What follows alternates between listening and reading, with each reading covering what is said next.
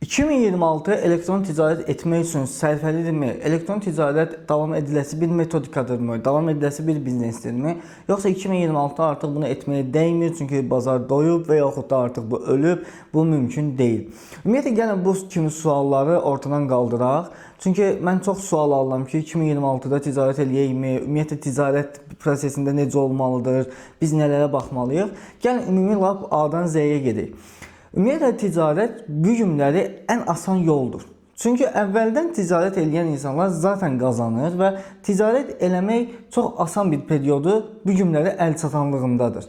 Çünki ticarət dediyimiz period nədir? Sənin bir məhsulun var, bir başqasına lazımdırsa o məhsul üçün sənə ödəniş edir, onu alır. Lap qədimə getsə, əsrlər əvvələ bir nəfərin ineği vardı, onun südü olurdusa, bir nəfərin toyuğu vardı, onun yumurtası olursa, bunlar dəyişirdi.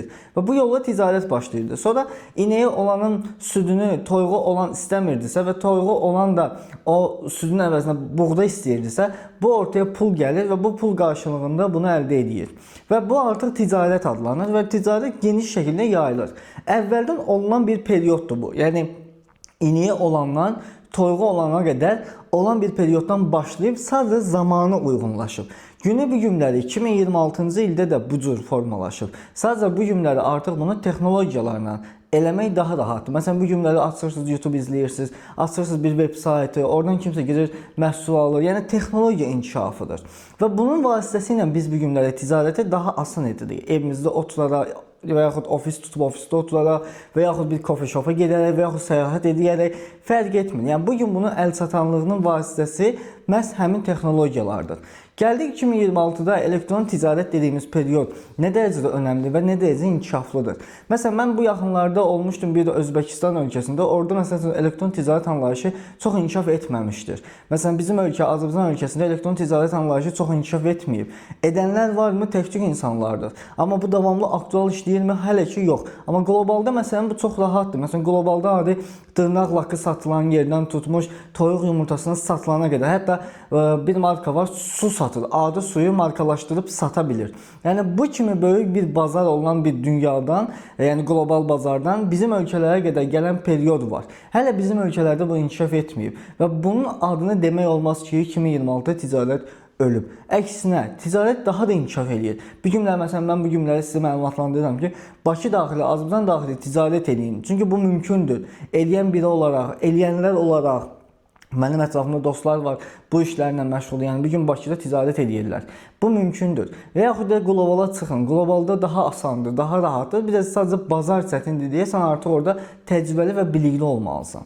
Və ticarət ölməyib, ticarət hələ də inkişaf eləyir. Statistikada ümumi göstərir ki, ticarət, elektron ticarət, ənənəvi ticarətin bu günləri 20%-ni, 21%-ni təşkil eləyir. Ki, bu hələ qalxacaq və insanlar da öyrəşir artıq onlayn sifarişə. Məsələn, mən özüm gənc olaraq evdən sifariş verməyi sevirəm. Yəni durum gedim axtarım. Hətta bəzi olur ki, nəsə axtarmaq üçün deyirəm ki, dükana gedincə bir Google-a yazım görüm çıxacaqmı? Bax bu bizdə indi formalaşır. Amma bu artıq qlobalda 2008-dən 2005-ci illərdən var.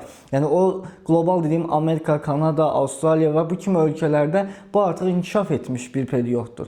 Yəni ticarət günü-gündən inkişaf edir, ticarət günü-gündən də inkişaf edəcək. Bu sualı düşünürəm ki, artıq qaranlıq qalmaz. Gəldik bəs ticarətə biz başlayarkən hardan başlayaq? eBay ilə başlayaq, Etsy ilə başlayaq, Amazon ilə başlayaq, Shopify ilə başlayaq. Bunların fərqi nədir və ya biz bu yola necə gələ bilərik? Ümumiyyətlə elektron ticarətdə sizin başlayacağınız platformaların fərqi mən ənənəvi ilə belə izah edim. Təsəvvür edin, biz sədərək bizim sədərəkimiz, hansı siz sədərək daxilinə girib bir polka götürürsünüz. Başçı sonra malınızı qoyub satmağa.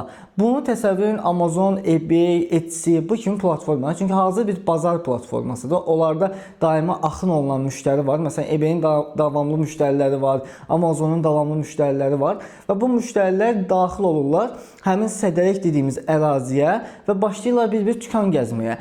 Kim yaxşı qiymət təklif edirsə ondan o malı alır, yaxud kim daha yaxşı, necə deyim, bu description-ı, caption-ı onlaynda, elektron mağaza daha cəzbedici yazıbsa, ondan sifariş eləyir və beləliklə sifarişini həmin şəxsə almış olur. Bax, bu eBay, Etsy, Amazon kimidir. Yəni, hazır trafiki var, hazır axını var. Yəni, sədərkin bu günləri hazır axın var. Sən sadəcə gedib kimlə bir arendalıq yer götürüb malı qoysan, sabah bir müştəri orada gəlmiş olacaq. İndi isə gəldik bunun Shopify üzərindən. Shopify isə təsəvvür edin, bir rayona gedirsiniz, rayon qırağında bir dükan. Ora axın yoxdur, sadəcə yoldan keçənlər var, amma sənin dükanına heç kim girmir. Sən başlamalısan yol axınındakı bir billboarda reklamı qoyasan və yaxud telefon üzərindən sosial medialarda insanlara reklam verəsən ki, həmin mağazanın yolunu tapsın, gəlsinlər sənin mağazana. Bu ise Shopify-a bənzədir. Çünki Shopify trafik çəkməlisən. Bu trafiki də biz çəkirik sosial medialardan. Bu YouTube ola bilər, TikTok ola bilər, Pinterest ola bilər, Facebook olar, Instagram olar, fərq etmir. Bizə pulsuz insanların davamlı aktual olduğu mühit haradırsa biz orada özümüzü göstərərək Shopify-a trafik çəkirik. Yəni bizim satdığımız məhsul maraqlı olan insanları çəkirik. Bu ise trafik çəkmək üçündür. Yaxşı, bəs mən hardan başlayayım? Sualı da gələ bilər. Fərq etmir. Sən Shopify-dan da başlaya bilərsən. Yəni bir sahibkar olub gedib bir rayonda bir mağaza da aça bilərsən. Tanınmamış yerdə sən sonra onu tanıdıra biləcək bir marketinq biliyinə sahibsənsə, yüksək əlaqələrin varsa, orada da açıb Shopify-la da davam edə bilərsən. Və yaxud da sıfırsan, heç bir biliyin yoxdur. Hazır bir mağazanın bir arenda yeri götürüm, orada axını olan bir yerdən arenda götürüm, işlədim deyib məsələn eBay, Amazon, Etsy kimi platformalarda girib mağaza qurub satış edə bilərsən. Təbii ki, hər platformanın özünə görə bir anlamı var. Məsələn, Amazon daha özünü güvənlir, daha sürətli kargoları ilə gündəmdə qalır. Məsələn, eBay açıq artırmaları ilə gündəmdədir. Etsy daha çox handmade, yəni əl işləri üzərində olan əşya və yaxud məhsullar üzərində gündəmdədir. Yəni platforma və sənin satacağın məhsula görə kütlə bazası dəyişir. Sən orada məsələn satış edirsən. Məsələn, bunun digər örnəkləri Walmart var, Temu var və bu kimi platformalarda eyni bu məntiq üzərindədir. Sadəcə sənə uyğun hansıdırsa ona girirsən. Amma gəlsək sıfırdan mən başlasam nə edərdim? Heç nə bilmirəm. Ticarət anlayışı yoxdur. Nə marketinq, nə ümumi ticarət nədir, necə olur, şirkət açmaq nədir, şirkət necə qurulur, bunlardan məlumatsızamsa, ilk başlayacağım platforma eBay olardı.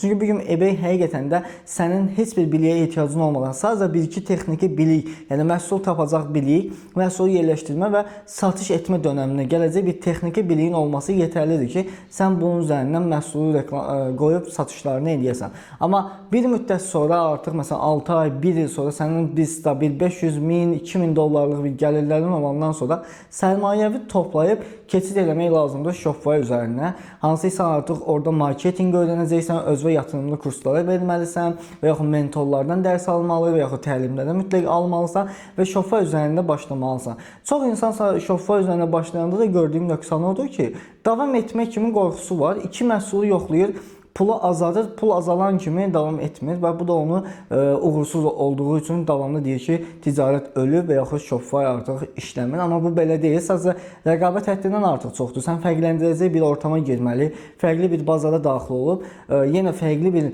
metodika, məhsulu fərqli bir tanıtım eləyərək satış edə bilərsən. Yəni dünya böyük, insan əhalisi böyük, yəni mütləq sənin məhsulu alacaq bir şəxs var. Sadəcə sən onu gedib çatmaq üçün artıq burada strategiya, taktika və bu kimi proseslər işlədib, araşdırmalar edib, bazar araşdırması üzərindən məhsulu sata bilirsən. Bax, buna artıq biz deyirik elektron ticarət və elektron ticarətdə də fərq eBay-dən, yəni hazır bazarla sıfırdan öz bazarını yaratma arasındakı fərq bundan ibarətdir. Təbii ki, sıfırdan yaradılan bazarda sən daha iri həcmli qazanclar görə bilirsən. Hazır bazarda sən limitli sayda bir stabilliklə gedirsən. Bu da onun üçün ən böyük fərqlərindən biridir və çoxu da zaten ona görə Shopify seçimi edir, Shopify üzərinə gedir. Yenə bir şeyi də aydınlaşdırım burada siz üçün. Shopify bir website açacağınız bir platformadır. Yəni Shopify ticarət deyil. Shopify bir ticarət platforması açacağınız, quracağınız bir texnikadır. Bunu məsələn nümunəsi WordPress də ola bilər. Dünya üzərində tanınmış veb saytlar qurulacaq bir platformalardan biridir. Yəni sizə hansı uyğunsa onunla başlayın. Təbii ki, biz inteqrasiya Shopify-da daha rahatıq. Shopify biz üçün daha asan xüsusiyyətləri var. Daha kod bilmədən, kod yazmadan daha hazır, rahat panelləri var deyə biz Shopify işlədirik. Amma dediyim kimi siz fərqli platformada işlədə bilərsiniz. Çünki bunu Shopify ticarətdir deməyin. Shopify bir platformadır. Kimisi orada ticarət üçün də istifadə edib veb sayt qura bilər. Kimisi blog veb saytı qura bilər. Fərqli veb sayt qurmaq olar. Amma əsas strukturunda, yəni bunlar veb sayt qurulması üçün olunan bir platformadır. Sadəcə Shopify ticarət edənlər üçün daha rahat funksiyalar sunduğu üçün çox insan da Shopify seçir və Shopify ilə davam edir. Yəni Shopify, eBay, Etsy, Amazon kimi bir hazır bazar platforması deyil. Yəni bunu çox insan qarışdırır. Bunu da aydınlaşdırmaq üçün məlumatını sizə verdim. Ümumiyyətlə ticarətə çalışın həmişə başlayarkən təcrübəsiz olacağınız üçün davam etməyə çalışın. Yəni başladım yəni insana qazanmaq istəyir, amma qazanmaq üçün pul xərcləməkdən çəkinir və yaxud qazanmaq üçün itirməkdən çəkinir. İtirmədən qazanım deyir. Bu biznes modelidir. Yəni siz bunu kör-körlərinə baxmayın. Yəni Bakıda bir ənənəvi mağaza açanlar ticarətdə elektronun üstünlüyü hətta bundan ibarətdir ki, ənənəvi bir mağaza açan başlayanda 5.000, 10.000, 15.000 pul tökür. 2 ay o mağazada işləyir, bilmir satış olacaq, olmayacaq. Amma 2 ay o mağazaya 15-20 min tökür, 2 aydan sonra işləməsə bağlayır. 15 min, 20 min təmiz itir.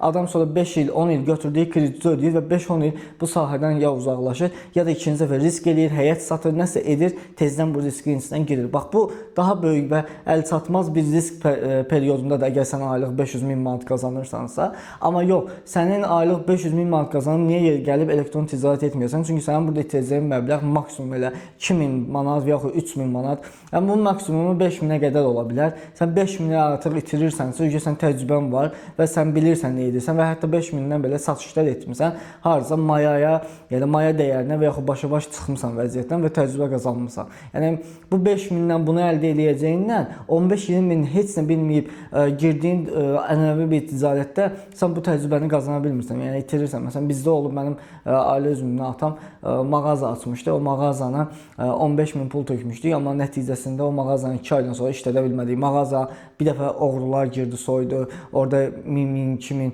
ziyan etmiş olmuşduq. Yəni mağazada 2 ay sonra o içini doldurmağı da var idi axı, istər-istəməz o belə ziyanına getmişdik. Yəni bundan sonra biz bir də mağaza açılışını eləyə bilməmişdik 6 il. Yəni bax, bununla indi elektron ticarət arasında yüksək qədər fərq var. Yəni bu günlər elektron ticarət bir fürsətdir. 2026 mənim üçün deyirəm ki, hər ikisi bu dəqiqə əl çatanlıq var.